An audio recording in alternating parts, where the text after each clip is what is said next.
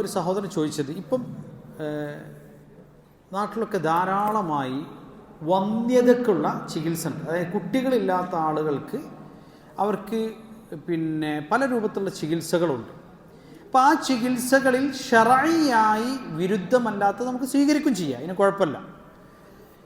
അപ്പോൾ അതിൽപ്പെട്ട IVF എന്ന് പറഞ്ഞ ചികിത്സ, അതായത് ഈ ചിലപ്പം അണ്ഡവും ബീജവും പുറത്തു നിന്ന് സംയോജിപ്പിച്ച് അതിനുശേഷം ഗർഭാശയത്തിൽ നിക്ഷേപിക്കുന്ന രൂപത്തിലുള്ള ചികിത്സാരീതി. ഈ ചികിത്സാരീതിയിൽ നമുക്ക് ഡോണറെ ഉപയോഗിച്ചുകൊണ്ട് ചെയ്യാൻ പറ്റുമെന്നുള്ളതാണ്.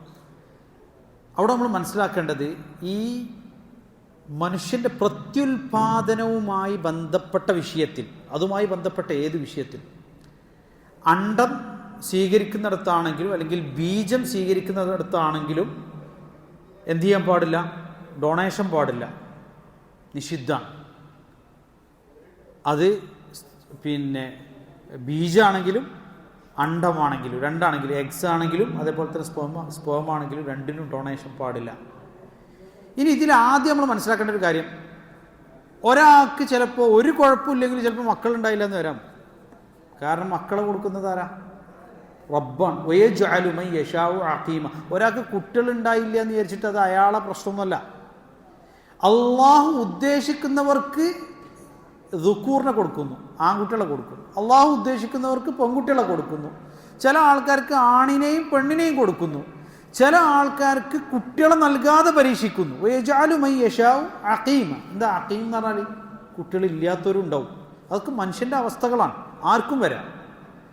അപ്പോൾ ഇനി അങ്ങനെ ഒരു അവസ്ഥ ഉണ്ട് എന്ന് വെച്ചാൽ ഒരാൾ ഭയങ്കര വിഷമിക്കേണ്ട അല്ലെങ്കിൽ ബുദ്ധിമുട്ടേണ്ട കാര്യമില്ല. ഒന്ന്. രണ്ടാമത്തെ, അതിനു വേണ്ടി അവർ മറ്റൊരു മാർഗം സ്വീകരിക്കാൻ ഒരിക്കലും പാടില്ല. അതിൽ ശർഈയായി അനുവദിക്കപ്പെടുന്നതെന്ന് പറഞ്ഞാൽ സാധാരണ നിലക്ക് ഒന്നുകിൽ എന്താണോ അവർക്കുള്ള പ്രശ്നങ്ങൾ കണ്ടെത്തിയിട്ട് അത് ചികിത്സിക്കാം.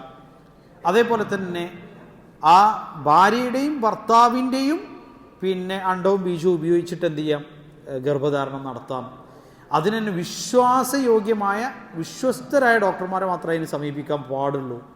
അപ്പോൾ ഇതൊക്കെ അതുമായി ബന്ധപ്പെട്ട് നമ്മൾ പാലിക്കേണ്ടതായ നിയമമാണ്. മാത്രമല്ല സ്വാഭാവിക ഗർഭധാരണം നടക്കാത്തൊരു ഘട്ടത്തിൽ മാത്രമേ ആ ചികിത്സയിലേക്ക് എന്ത് ചെയ്യാൻ പാടുള്ളൂ? പോകാൻ പാടുള്ളൂ. അങ്ങനെ അതിനുള്ള നിബന്ധനകളും നിയമങ്ങളും ഉണ്ട്. വിശദമായിട്ട് വേണമെങ്കിൽ ഇൻഷാ അല്ലാഹ് ഫിഖ്ഹുസ്സുന്നയിൽ നിങ്ങൾക്ക് വായിക്കാം.